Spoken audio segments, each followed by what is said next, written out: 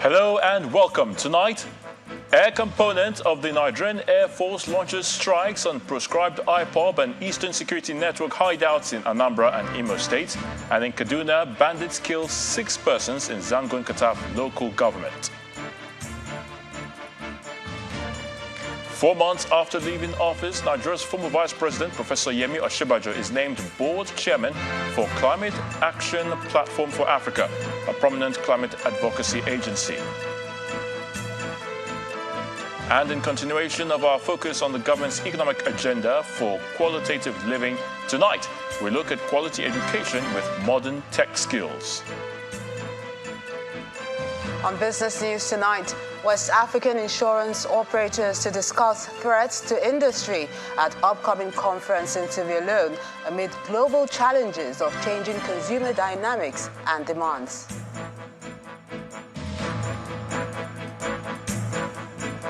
On Sports News tonight, CAF awards 2025 AFCON hosting rights to Morocco, while the 2027 tournament goes to a joint East African bid from Uganda, Kenya, and Tanzania.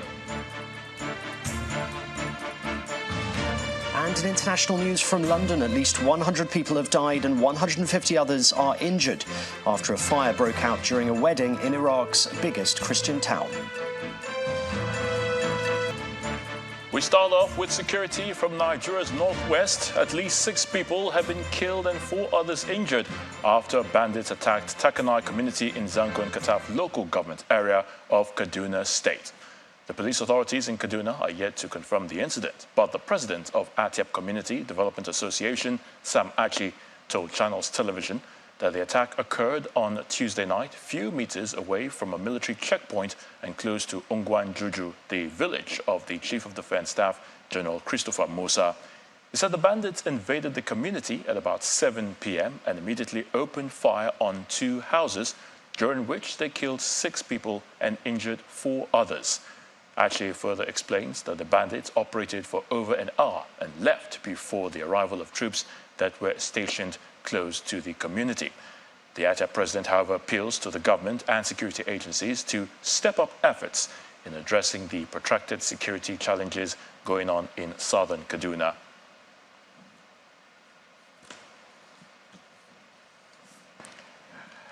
Still talking security, and this time in the southeast, where the air component of Operation Udoka has carried out several strikes on IPOB and ESN locations at Mother Valley, Osumugu in Inewi South local government area of Anambra State and at Akwibe in Okigwe local government area of Imo State. A statement from the Nigerian Air Force states that the attacks were carried out on Tuesday were the result of credible intelligence that the terrorists had perfected plans to disrupt civic activities lined up in the coming days in Anambra State and other states in southeast Nigeria from their concealed bunkers at Mother Valley, Osumugu. The statement further notes that airstrikes were also conducted on the same day at IPOB and ESN hideouts in Akwibe in Imo State after detailed analysis of intelligence on the terrorists converging for a likely rendezvous at their enclave. To the Niger Delta, and the federal government is soliciting the collaboration of traditional rulers in the region in maintaining peace and security to ensure maximum oil production and improved economy. The Minister of Niger Delta Development, Mr. Abubakar Momo, made the appeal in Delta State while addressing a forum of the Delta State Traditional Rulers Council at the palace of the Oroje of Okbe Kingdom. Major General Felix Mujakweru retired.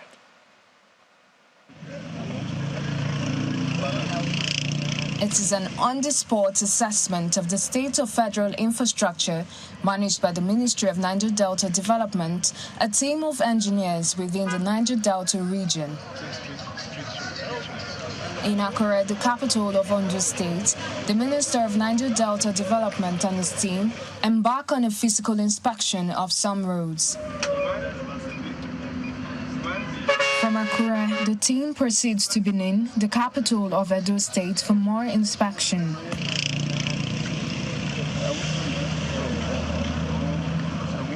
The minister shares the vision of the federal government, highlighting the essence of the inspection. From what we are seeing, starting from here now, although we have not gone to the extent of the work that has been done by the state government, We have also been told that the state government has awarded 40.5 kilometers out of the 88, which means what is left now is about 25 or 28 or thereabouts that is left uncompleted. I think from what I've seen, the work done so far, I'm impressed, but I do hope and pray that the remaining part of the road will be completed.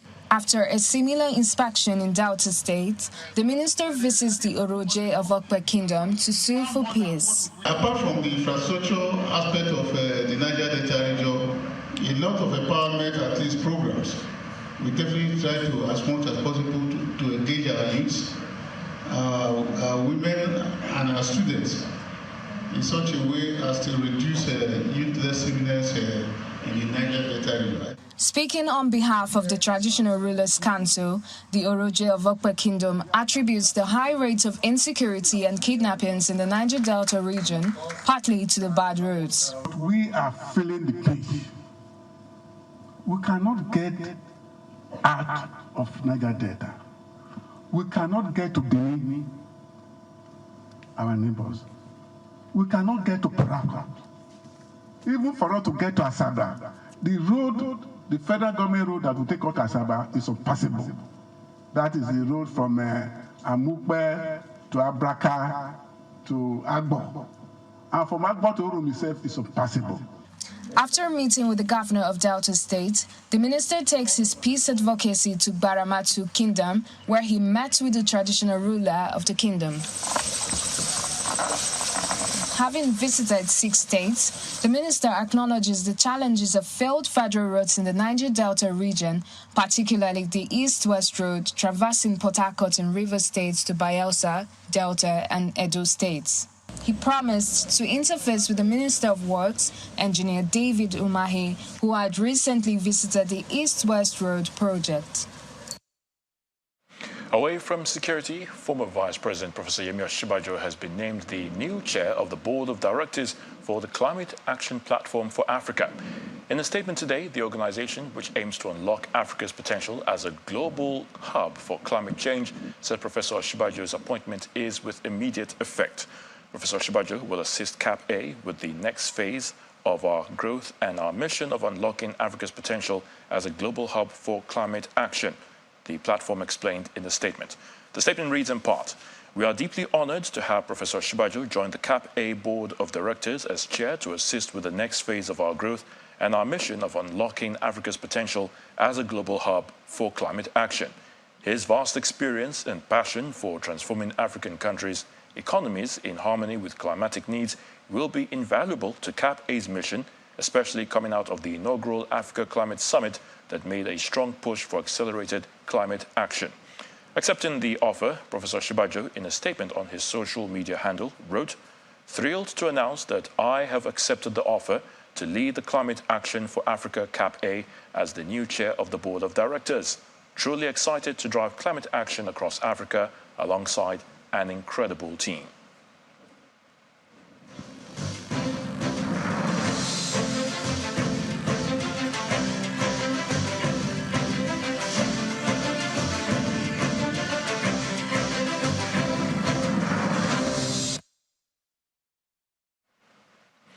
More needs to be done to ensure Nigeria's education system witnesses the growth rate recorded by other developing and developed nations, which has prompted Nigerians to seek out schools abroad. From increased funding, research materials, and provision of laboratories to ensuring worthwhile welfare of lecturers. In continuation of our focus on the present administration's economic agenda for the country, our correspondent Victor Matthias in this next report examines the education sector and how its fortunes will change under President Bola Tinubu.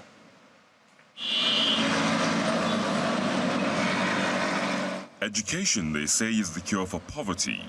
However, in developing nations, while education may be available, the question of quality that will ensure that graduates are employable is on the front burner. The United Nations recommends that nations allocate at least 20% of their national budget to achieve universal, inclusive and equitable basic education for all by 2030, a situation the Minister of Education says will soon be the case in Nigeria. This government values education. From our president, who has made education a major priority of his government, he is prepared to put on the table up to 25% of the national budget. So we have to put on our thinking cap as leaders in the ministry and other stakeholders in this business to give him reason to bring out 25% of the national budget. Figures by the Nigeria Bureau of Statistics puts inflation at 25.8%, unemployment at 4.1%, and over 70 million Nigerians suffering from extreme poverty. These have adversely affected the education system, which currently has over 10 million out-of-school children and a funding problem that affects those in schools. If you take a tour of our schools, be it the federal institution, the state institution, it will interest you to know that a lot need to be done. To interest you to know that some parents do send their children even to Niger Republic here for them to go and acquire education. Where is Niger compared to Nigeria? The removal of subsidy on petrol in May 2023 appeared to have further worsened the situation, placing a higher burden on students as prices of commodities and fees skyrocketed.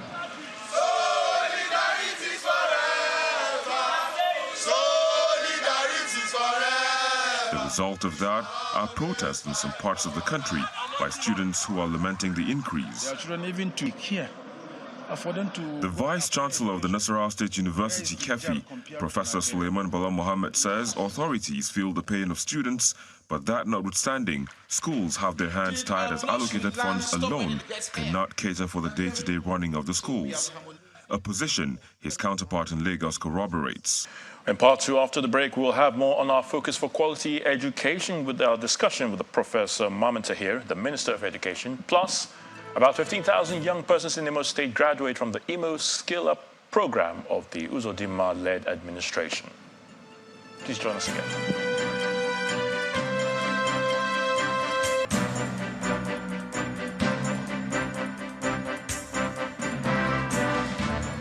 Welcome back. If you just joined us, you're watching the news at 10, coming to you live from Channels Television. A reminder of our top stories.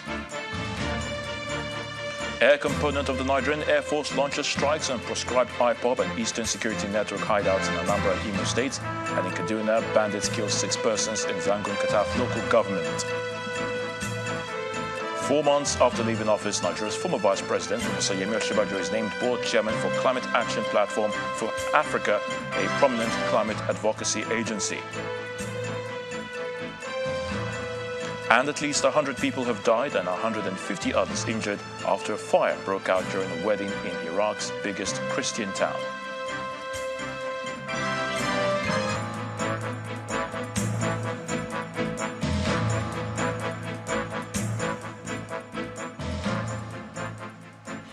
Let's now get some more insight into the government's plans for quality education for all Nigerians, and we're now being joined by the Minister of Education, Professor Maman Tahir. Thank you for joining us on the News at 10. Thank you very much for having me. All right, so Honorable Minister, let's begin with the general quality of education in the country, as we have seen a number of our citizens heading to other countries, you may say lesser developed nations, to study. How will you rate the system first, and what do you think can be done to change this trend?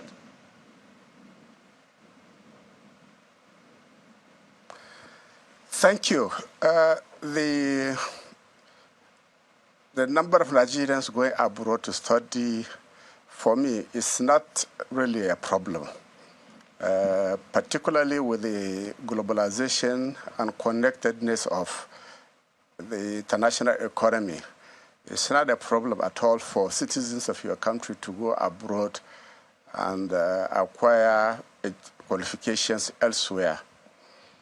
However, coming back home in terms of the quality of our education, certainly there's a lot that has to be done there, because there are serious issues on ground, starting from the foundation of our educational system, the primary schools, the secondary schools, and which inch up to the universities.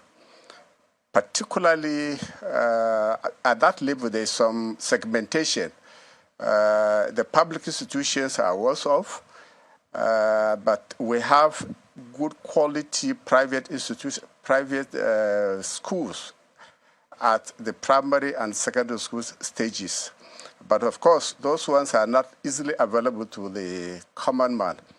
So the main area of concern is the public institutions where the common man sends his children to. Now, as we know, that level of education are essentially within the domain of state governments and local governments. Now, a lot is not being done there. That's why over the years, UBIC has been the main source of fund to provide funding for that level of education.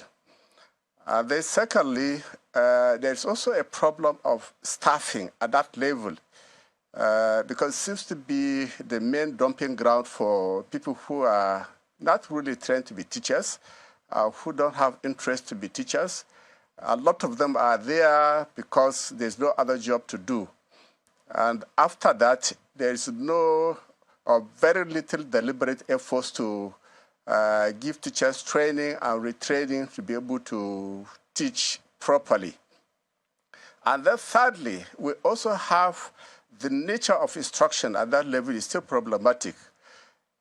Basically, instruction and learning at that level should be numeracy and literacy, but even more importantly, teaching people's critical thinking skills. Now, bulk of institutions focus, and the curriculum focus essentially on numeracy and literacy. And that doesn't prepare our students well for a proper inquiry-based system of learning in their advanced level education systems. All right, Minister, and Honorable Minister. In a way that undermines the quality of. Honorable Minister, permit me to come in there, but of course, yes, my apologies. But of course, you've talked extensively, but what do you think this present administration can or should do differently in order to resuscitate education or make the system a lot better? You talked about curriculum, for instance. Yes, the President Ahmed Bola Tinubu, has put education as a very high priority. And that is why for him, with the right policies, as I've mentioned in many places, he is prepared to put on ground 25% of the national budget to revive the educational system of Nigeria. And so our duty now is to ensure that those right policies are provided that will guide the education system at all the levels. For me, I am treating the intervention in the way of a Marshall Plan. That's what we need now. And that's the direction we are heading. And barely 1 week after I came in as the minister, we set up a roadmap committee to review the entire education system with a view to providing a proper pathway that will guide our intervention in line with the President's agenda for the education of Nigeria. Because any system, any country which doesn't get its education system right is not on the path to development and growth, because the human resources are the main source for the development of a country.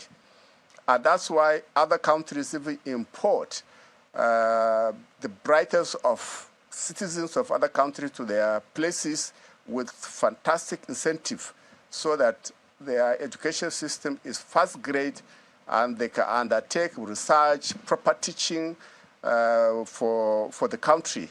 Now, this is what we need to invest in. We need to keep our best brains in the country to provide that level of teaching, quality teaching, and provide innovation and research. Our country is so rich in natural resources, but we are not exploiting it. All right, Professor Mamanta here. We definitely have to go now. Much innovation and research going on. All right, Professor Mamanta here, Minister of Education. We do thank you so much for your thoughts on the News at 10. We appreciate your thoughts again. Thank you.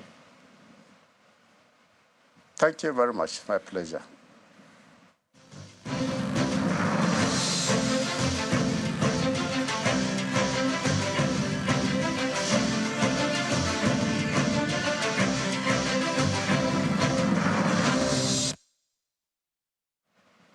Let's talk youth empowerment now, where a total of 15,000 youth have graduated from the second batch of the Imo State digital program known as Skill Up Imo Project.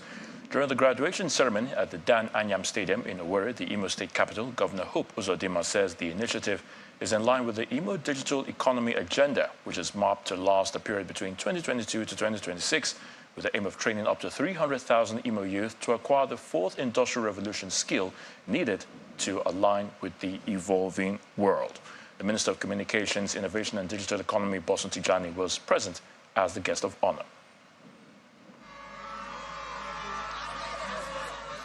Trainees of the second batch of the Skill Up Imo Project Digital Empowerment Program are here at the Dan Anyam Stadium in Owerri, the Imo State capital, for their graduation ceremony after 12 weeks of training in different digital skills. In digital innovation. The Governor and the Minister of Communications, Innovation and Digital Economy, Bosun Tijani, joined them at this venue for this all-important occasion, which marks a show of commitment by the Hope Uzodimma-led administration. The Imo State Commissioner of Digital Economy and E-Government sets the tone for the event. The vision of the proactive digital governor of Imo State is notable, and it aligns with the new world order, which requires a critical mass of digital skills. His position is further buttressed with testimonies from some of the beneficiaries of the program. After 8 weeks of learning graphic design, I now own my own brand.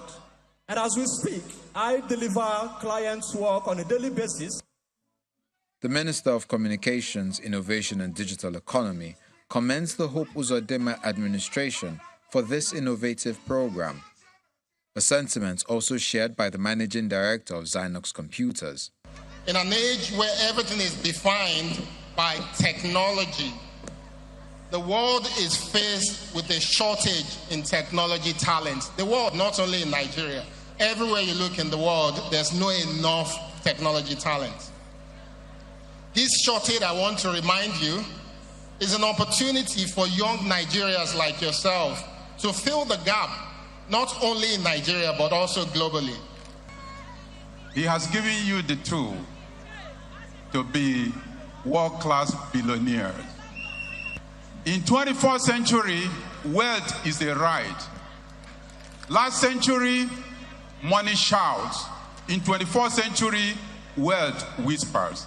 Governor Hope Uzodimma, in his congratulatory speech to the graduates, says the Skill Up Imo project is aimed at upskilling, reskilling and training up to 300,000 Imo youths. As I have said repeatedly, no infrastructure is as important as educating our youths and equipping them with the crucial skills they need to be able to succeed in life. This explains the sense of fulfillment that I feel at this graduation ceremony of the second batch of youth who have been successfully trained and equipped with literacy and entrepreneurial skills. The initiative to infuse Imo youth with digital skills is in line with the Imo digital economic agenda 2022 to 2026, with the aim of making Imo one of the digital skills hubs of Africa. This will go a long way in the application of skills like advanced level digital skills, such as computer appreciation, device repairs and maintenance, and content creation, which they have acquired in the course of the training. The president is urging the Muslim faithful to imbibe the virtues exemplified by Prophet Muhammad as they mark Eid al-Maulud, the birthday of the Prophet. In his message to felicitate with Muslims in Nigeria and beyond on the occasion, President Bola Tinubu notes that beyond celebrating the birthday of the Holy Prophet, the period should be used for deep introspection and fervent prayers. In the words of the president, adherents should make deliberate efforts to adhere to the teachings of Prophet Muhammad. There are great lessons of devotion, perseverance, tolerance, humility, and selflessness that we can all learn from the life of the Prophet. The president also urged religious leaders to use the period to pray for the country and to admonish their followers to follow in the footsteps of the Prophet Muhammad. He's also seeking the support of all Nigerians as the government continues to make the country secure and economically viable. Meanwhile, Nigerians have been enjoined to live peacefully with one another, regardless of their religious beliefs. The Chief Missioner of Nasrullah Fati Society of Nigeria, NASFAT, Alhaji Abdulaziz Unike, gave this advice during a lecture to commemorate the occasion of Eid al-Maulud in Lagos. According to him, religion should be a unifying factor among Nigerians rather than dividing the people. Quran was demonstrated, Quran was practicalized by the life of the Prophet ﷺ. He lived with non-Muslims and he lived with them peacefully. Regardless of your religion, the Prophet will never trample on anybody's right because he knows that whatever you do in this world, Allah will call you to come and account for it. I want to enjoin Nigerians, those who are finding the members of this court, to seize their sword and allow peace to reign. Let's give the government of the day. The government is quite new. Let's give them the chance to repair the nation. Let's give them the chance to steer the ship to the place of glory. And the unfortunate thing, as I said the other time, is that most of the leaders who are finding the members of this court, they are doing it for their own selfish interest. Let's continue to live peacefully. The Almighty Allah, who has created us and has made us to go to practice different religions, has his own reason for doing that. If you are doing otherwise, it means you are claiming to be superior to Allah. You are claiming to be more knowledgeable to Allah. If you want to evangelize peacefully, and don't instigate people against government.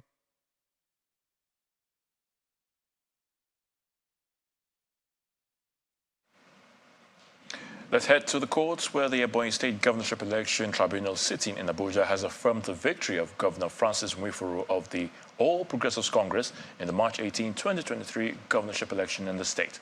A three-member panel tribunal headed by Justice Lekan Ogumoye dismissed the petitions of the candidate of the All Progressives Grand Alliance, Mr. Bernard Odo, and that of the People's Democratic Party, Mr. Ifeanyi Udi, for lacking in merit. Our correspondent, Emanuela Ekele, reports.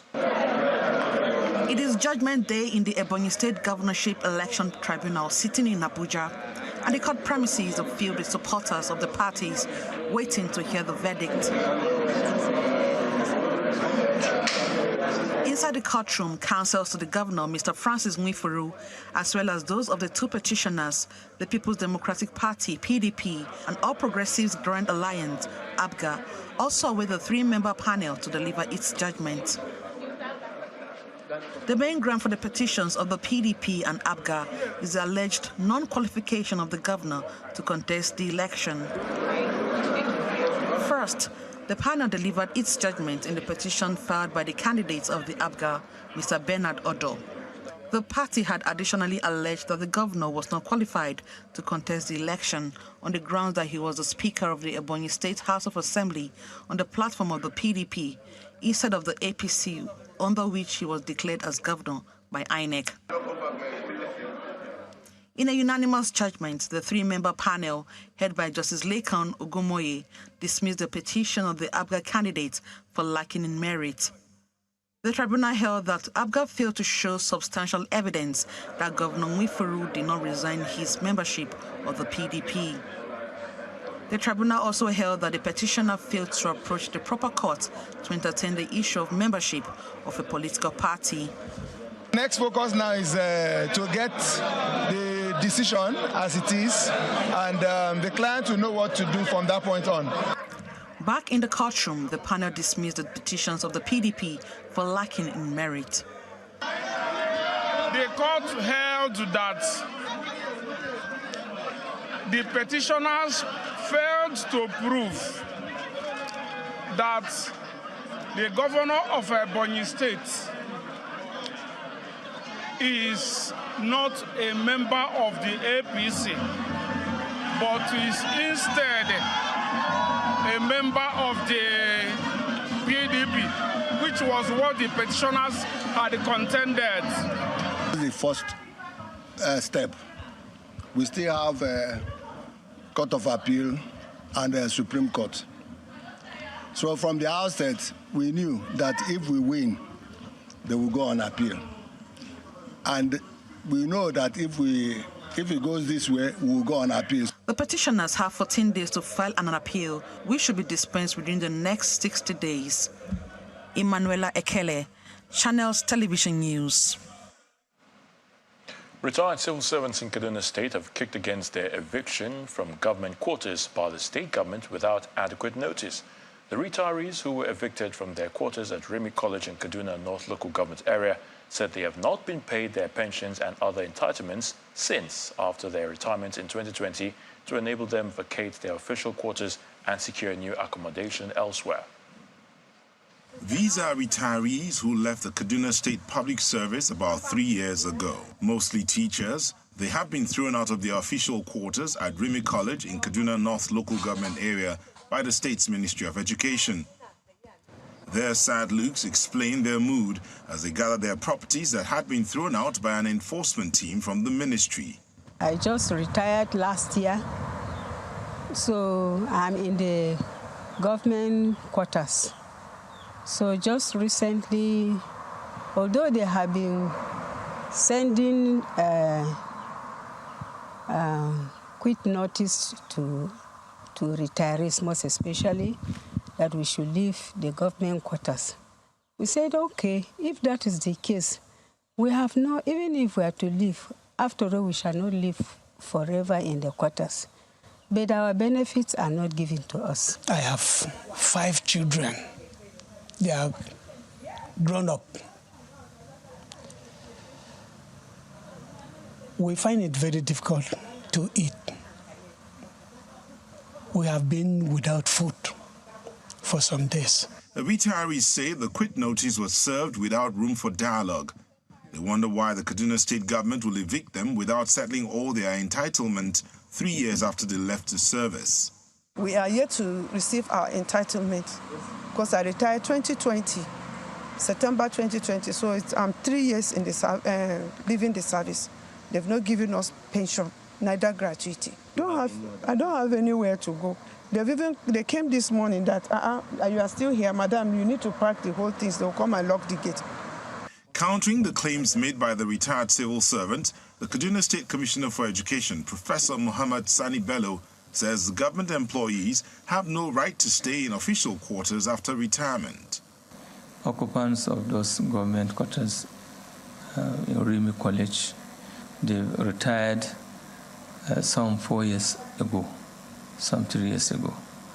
And from available records in the ministry, here we have seen that they have been given notices, not once, not twice, over the years, advising them to vacate the quarters. Notwithstanding the retirees' plea to retain their official quarters while awaiting the disbursement of their benefits, the Kaduna State government maintains that individuals who have exited the civil service are no longer eligible to occupy the staff quarters that were provided for them during their tenure of employment. You may call it a note of warning for residents in the nation's commercial nerve center. The Lagos State Governor Babajide Sanwo-Olu has announced zero tolerance to commercial activities along the Red Rail Line. Governor Sanwo-Olu made this comment during an assessment tour of the Red Rail Line project corridor from Agbado through Iju, Agege, Ikeja, Yaba and Ibutimeta stations. He says the red lines will be barricaded with concrete to prevent encroachment and destruction of the transport infrastructure by people. The Lagos State Governor Babajide Sanwo-Olu set out to inspect the Red Line rail station. His first stop is the Agbado rail line. It takes time to inspect the ongoing project, where he is greeted by residents of the area. Next stop is Iju Station. He moves around the facility to see what has been put in place. In the Agege area, the governor warns traders to stop all forms of business activities on the rail tracks.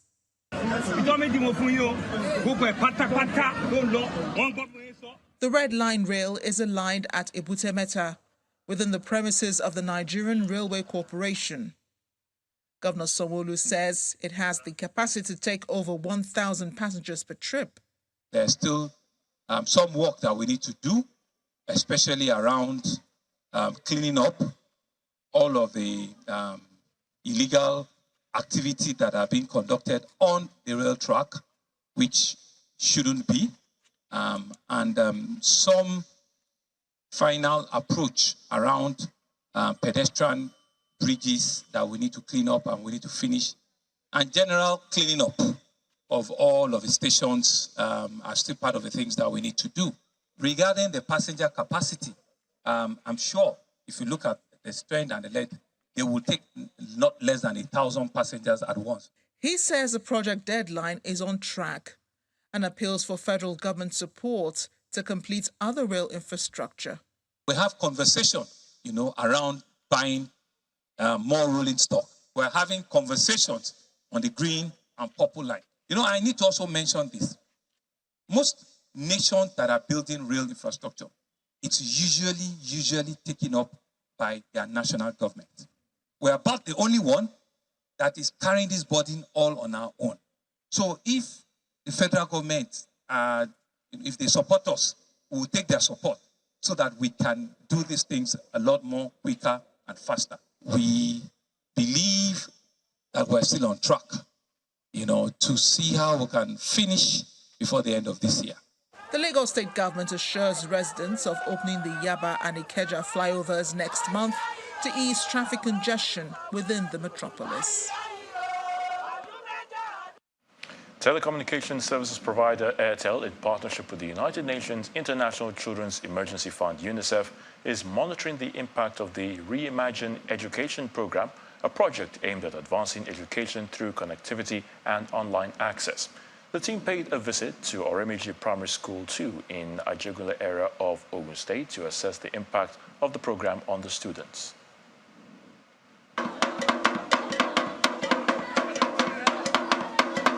It's a grand welcome for the Airtel and UNICEF team as they pay a special visit to Oremeji Primary School 2 in Ajegunle, Lagos State.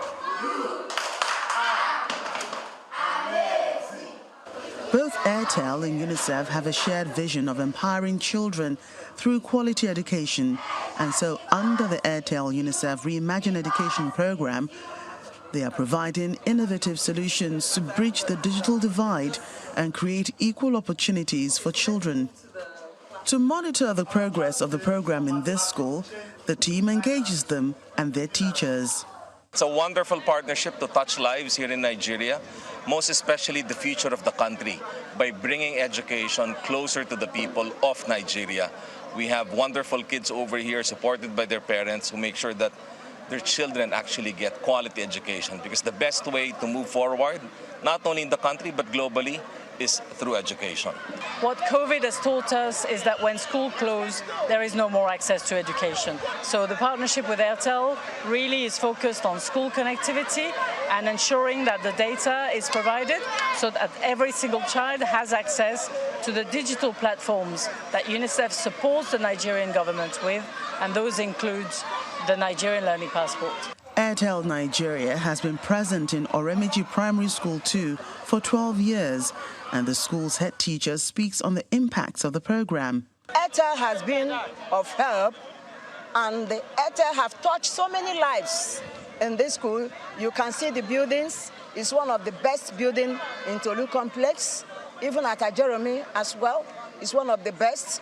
The tablet was given to us, and this tablet, we use it for instructional materials to help the children to improve in their learning.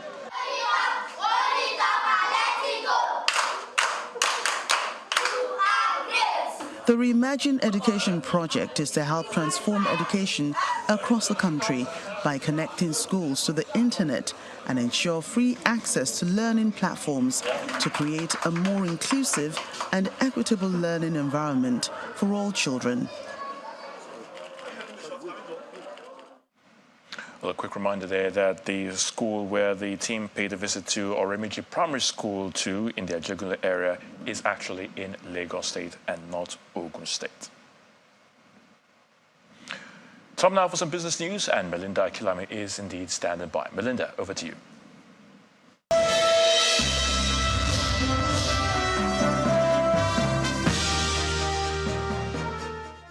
Many thanks, Ayotunde. Welcome to Business News. With the global challenge of changing consumer demands facing the insurance industry, the West African Insurance Companies Association, WICA, is set to meet in November. The WICA Secretary General, Mr. Davis Iyasere, who made this known in a statement, says the conference, which will be held in Freetown, Sierra Leone, would address various challenges confronting the sector within the region and proffer solutions. He noted that the conference, which is themed Aligning Insurance Practice in the 21st Century, reflects the fact that insurance companies are grappling with numerous issues on many fronts. Hays Insurance Group has announced a record-high 226% jump in its gross written premium for last year's financial year performance as at December the 31st. According to the result approved by NICOM, the group, which comprises Hays General Insurance, that's HGI, and Hays Life Insurance, recorded 19.9 billion naira in GWP within the period compared to 6.1 billion naira in 2021. Other key highlights of the financial report shows that Hays Holdings posted 20 billion naira in revenue last year, placing it as Nigeria's fastest-growing insurance group. More than 3,500 jobs were lost in the manufacturing sector in the first half of this year, and that's according to a report by the Manufacturers Association of Nigeria, MAN. In its half-yearly review of the economy, which was released on Tuesday, employment generation in the manufacturing sector declined by 32.8% to 6,428 compared to 9,559 jobs generated in the first half of last year. The association explains that the decline in the number of jobs created in the sector during the period further highlights the unfriendly business environment due to the recent government policies, especially the Naira redesign policy by the Apex Bank. It also says that inventory of unsold finished product increased to 271.9 billion naira within the period. Economist and Chief Investment Officer of AfriInvest Asset Management, Mr. Robert Omotunde, believes that the immediate solution to the shortage of foreign exchange in Nigeria is the reconsideration of the 43 items banned by the Central Bank of Nigeria from getting forex at the exchange market since June 2015. Speaking on our Business Morning program on the expectation of the new central bank governor, Mr. Omotunde highlighted the urgent need for the Apex Bank to enable better access to foreign exchange for critical demands. The governor now, alluded to the fact that the central bank missed it. The central bank actually derailed from its core policy mandate, from its core legislative mandate to other areas of, no major benefits to the economy. The bulk proportion of our population is trading at that parallel market. When you see inflation in the market, it is reflective of what is going on in that parallel market, not the official window. How many people are getting FX at the official window anyways? So the main market that is functional in Nigeria today is the parallel market. Let's be truthful. You unban the 43 items. Right? Don't forget, in that 43 items is rice, is an item which we call, the Eurobonds market. The Eurobonds market, Nigeria's Eurobonds market, Nigeria's Eurobonds outstanding alone is over $15 billion. Then we have Nigerian financial institutions who are playing those markets, okay? And the extent of their play is closer to 20 to 30%. So of the Eurobonds market, not just Nigeria, of all the currencies that are being issued, all of the transactions going on, central bank cannot participate, cannot benefit from it. That's Business News Tonight. Is back to you, Ayotunde. Many thanks, Melinda. At least 100 people have died and 100 others are injured after a fire broke out during a wedding in Iraq's biggest Christian town on Tuesday night. Hundreds were celebrating at a banquet in Karakush in Nineveh province where the tragedy happened. Here's Simon Pusey with the details and other international stories in Around the World in 5. Good evening and welcome to the Channel's studios here in London with your international news around the world in 5.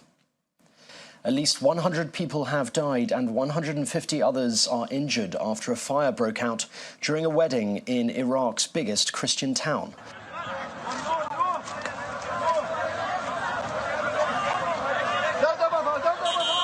Hundreds were celebrating in a banqueting hall in Karakosh in Nineveh province when it happened. It is not known what started the fire, but some reports suggest fireworks set it off. Flammable panels fueled the flames, causing parts of the ceiling to catch fire and fall. It was not immediately clear if the bride and the groom were among the victims. A New York judge has ruled that Donald Trump committed fraud by repeatedly misrepresenting his wealth by hundreds of millions of dollars. The ruling, part of a civil case brought against the former president and his family business, said he defrauded banks and insurers for years. It is a major blow to Mr. Trump that will likely hamper his ability to do business in the state. Mr. Trump and the other defendants have argued that they never committed fraud. Migrants have continued to pour across the US-Mexico border amid the latest surge in numbers making the journey. Here, a large group of Venezuelan migrants making their way across the Rio Grande and into Eagle Pass in Texas, where they awaited processing.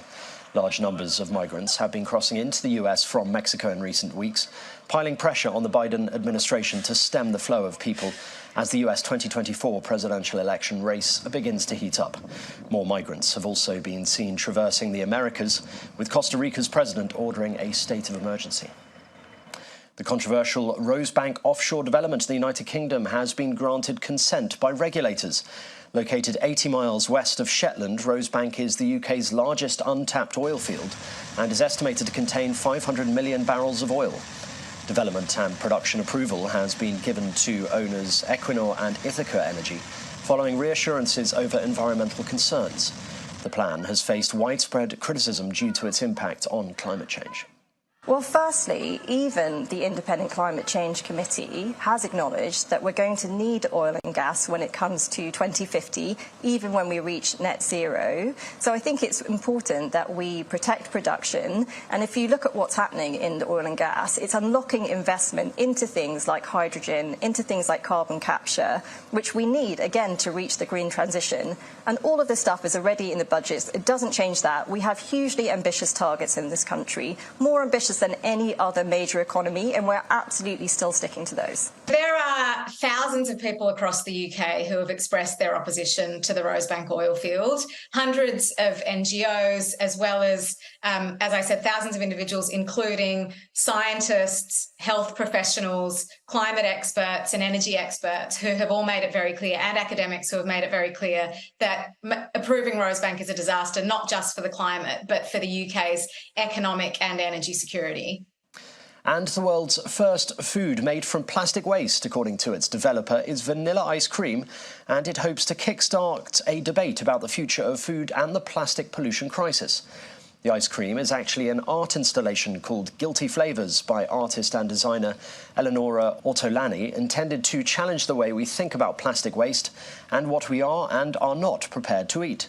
The process, developed by scientists in Edinburgh, harnesses the metabolic power of bacteria and enzymes to behave as eco-friendly factories to digest polythyrene terephthalate and turn it into vanillin, the molecule that gives vanilla its flavour. Well, the idea was to basically demonstrate that we have the tools today to rethink the food system we're living in. And that's your international news around the world in 5. Now back to the Channel's studios in Lagos.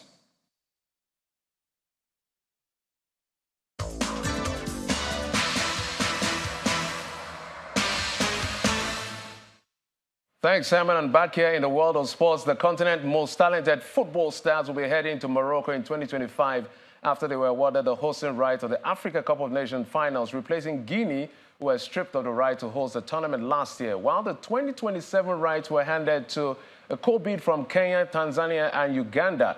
Morocco won by default after Algeria, Zambia, and a joint bid from Benin Republic and Nigeria all withdrew from before the vote by CAF's Executive Committee in Cairo.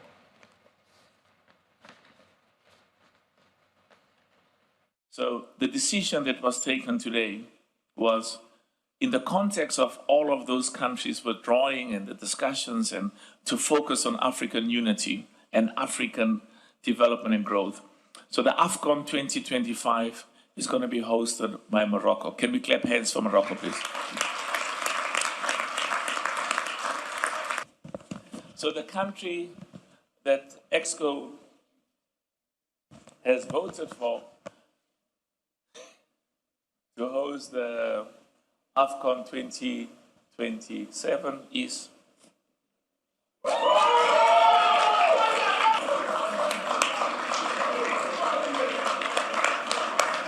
well, we have to show, okay? It's Kenya, Uganda, and Tanzania. Can we clap hands for them, please? Let's clap hands for them. Well, outside our shores, away from what CAF was doing there, congratulations to the winners. By the way, let's look at this. Fulham at the Carabao Cup, 2-1 against Norwich. And, of course, Lincoln City lost to West Ham United. But this is the big one for me. Manchester United losing to Newcastle, and they're out of the Carabao Cup. We also have Liverpool with the biggest scoreline of the day, beating Leicester City. Now, let's stay in Europe, where European football governance body UEFA has announced that the next year's Super Cup will be staged in the Polish city of Warsaw. UEFA said the game between the winners of this season's Champions League and Europa League will be played at the National Stadium in Warsaw on Wednesday, August the 14th next year. And remember that Manchester City are holders of the Champions League.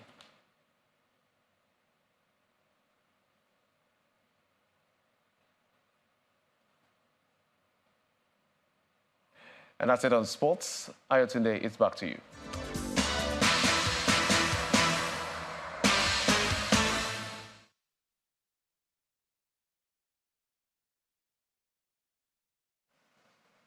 Many thanks, Jeffrey. And the main news again. The air component of the Nigerian Air Force today announced that it launched strikes on proscribed IPOB and Eastern Security Network hideouts in Anambra and Imo states, describing the mission as effective. And in Kaduna State, bandits attacked a community in Zango and Kataf local government, killing 6 persons. Nigeria's former Vice President, Professor Yemesha Bajo, was named the Chairman Board of Directors for Climate Action Platform for Africa, CAP-A, a prominent climate advocacy agency.